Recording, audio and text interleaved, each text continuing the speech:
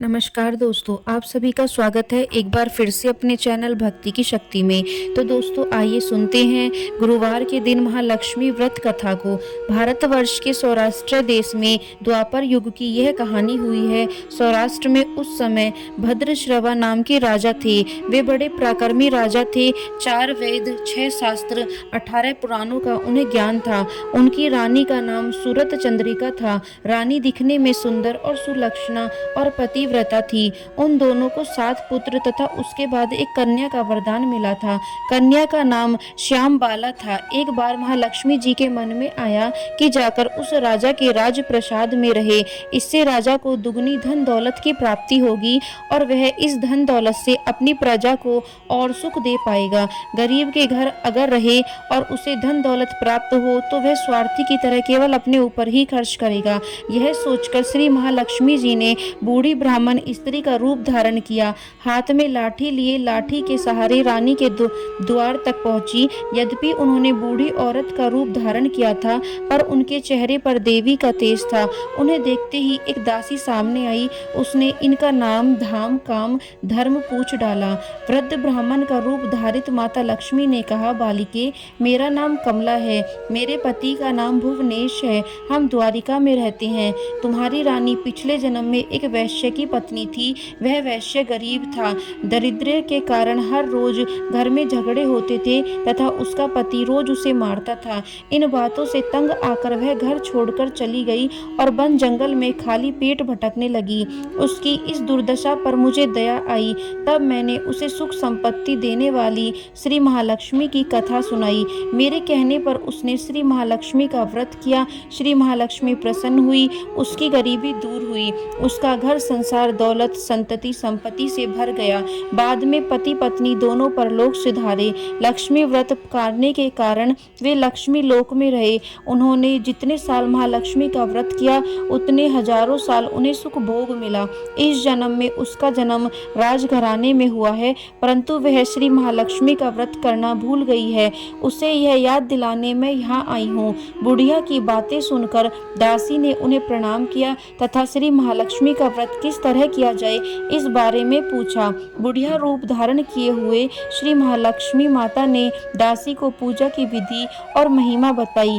इसके बाद वह दासी माता को प्रणाम कर रानी को बताने अंदर चली गई। राज वैभव में रहते हुए रानी को अपने ऐश्वर्य का बड़ा घमंड हुआ था। संपत्ति तथा अधिकार की वजह से वह उन्मुख हो गई थी। दासी द्वारा बताई गई बुढ़िया की बातें सुनकर वह आग बबूला होकर राजद्वार पर आकर बुढ़िया रूपी श्री महालक्ष्मी पर बरस पड़ी। उसे यह मालूम नहीं था कि श्री महालक्ष्मी माता बुढ़िया का रूप धारण कर द्वार तक आई है, परंतु रानी का इस कदर रुख बर्ताव तथा अपना अनादर देखकर माता ने वहां ठहरना ठीक नहीं समझा। वे वहां से चल पड़ी। राह में उन्हें राजकुमारी श्यामबाला मिली। उन्होंने श्यामबाला को सारी बात बताई। श्यामबाला ने अपनी ओर से श्री महालक्ष्मी माता से क्षमा मांगी। माता को उस पर दया आई। उन्होंने श्यामबाला को श्री महालक्ष्मी व्रत के बारे में बताया। उस दिन अघन माह का पहला गुरुवार था। श्यामबाला ने परम श्रद्धा से श्री महालक्ष्मी का व्रत रखा। फल स्वरूप राजा सिद्धेश्वर के सुपुत्र मालाधार से उसका विवाह हुआ। वह धन दौलत ऐश्वर्य वैभव से मालामाल हो गई। पति के साथ ससुराल में आनंद से दिन बिताने लगी। इधर श्री महालक्ष्मी का रानी पर प्रकोप हुआ। फल स्वरूप राजा भद्रश्रवा का राज्य एवं राज कारोबार नष्ट हो गया। यहाँ तक कि खाने के लाले पड़ गए। ऐसे हालात में एक दिन रानी ने राजा से निवेदन किया, हमारा दामाद इतना बड़ा राजा है, धनवान है, ऐश्वर्यशाली है, क्यों ना उसके पास जाएं, अपना हाल उसे बताएं, वह जरूर हमारी मदद करेगा। इस बात पर राजा भद्रश्रवा दामाद के पास रवाना हुए। राज्य में पहुंचकर एक तालाब के किनारे थोड़ी देर विश्राम लेने के लिए ठहरे। तालाब से पानी लेने आते जाते दासियों ने उन्हें देखा। उन्होंने विनम्रता से उनसे पूछताछ की। जब उन्हें यह मालूम हुआ कि वे रानी श्यामबाला के पिता हैं, तो दौड़ते हुए जाकर उन्होंने रानी को सारी बात बताई। रानी ने दासी के हाथ राज परिधान भेजकर बड़े ठाट से उनका स्वागत तथा आदर सत्कार किया, खान पान करवाया। जब वे लौटने लगे तो सोने की मोहरों से भरा घड़ा दिया। राजा भद्रश्रवा जब वापस लौटे तो उन्हें देखकर रानी सूरत चंद्रिका खुश हुई। उन्होंने सोने की मोहरों से भरे घड़े का मुंह खोला और बोली, हाय हाय भगवान, घड़े में धन के बदले कोयले मिले, यह सब श्री महालक्ष्मी के प्रकोप से हुआ। इस प्रकार दुर्दशा में और कई दिन बीत गए। इस बार रानी स्वयं अपनी कन्या के पास गई। वह दिन अघन माह का अंतिम गुरुवार था। श्यामबाला ने श्री महालक्ष्मी का व्रत किया, पूजा की, अपनी माता से भी व्रत करवाया। इसके बाद रानी अपने घर आई। श्री महालक्ष्मी का व्रत रखने पर उसे फिर से अपना राजपाट, धन दौलत, ऐश्वर्य प्राप्त हुआ। वह फिर से सुख शांति आनंद में जीवन बिताने लगी। कुछ दिनों बाद राजकन्या श्यामबाला अपने पिता के घर आई। उसे अपने घर देखकर सूरज चंद्रिका को पुरानी बातें याद आई। यही कि श्यामबाला ने अपने पिता को घड़ा भरा कोयला दिया था और उसे तो कुछ भी नहीं दिया था। इसी कारण श्यामबाला को पिता के घर आने पर उसका कोई आदर आतिथ्य नहीं हुआ, बल्कि अनादर हुआ।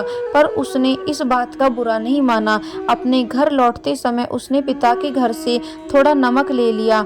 अपने घर लौटने पर उसके पति ने पूछा, अपने मायके से क्या लाई हो? इस पर उसने जवाब दिया, वहाँ का सार लाई हूँ। पति ने पूछा, इसका क्या मतलब है? श्यामबाला ने कहा, थोड़ा धीरज रखें, सब मालूम हो जाएगा। उस दिन श्यामबाला ने सारा भोजन नमक डाले बिना बनाया और परोसा। पति ने खाना चखा, सारा खाना नमक बिना था, इसलिए स्वाद न आया। फिर श्यामबाला ने थाली में नमक डाला, इससे सारा भोजन स्वादिष्ट लगने लगा। तब श्यामबाला ने पति से कहा, यही है वह मायके से लाया हुआ सार। पति को उसकी बात सही लगी। फिर वह दोनों हंसी मजाक करते हुए भोजन करने लगे। कहा गया है कि इस तरह जो कोई श्रद्धा भाव से श्री महालक्ष्मी की पूजा करे, उसे माता की कृपा प्राप्त होती है, सुख संपत्ति शांति प्राप्त होती है, सभी मनोकामनाएं पूरी होती हैं। परंतु यह सब प्राप्त होने पर माता की पूजा को भूलना नहीं चाहिए। हर गुरुवार को व्रत पाठ अवश्य करें।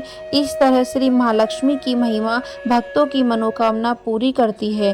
तो दोस्तों, यह थी श्री महालक्ष्मी की कथा। यदि वीडियो आपको पसंद आई हो तो चैनल को सब्सक्राइब करना बिल्कुल ना भूलें और वीडियो को लाइक एंड शेयर जरूर करें।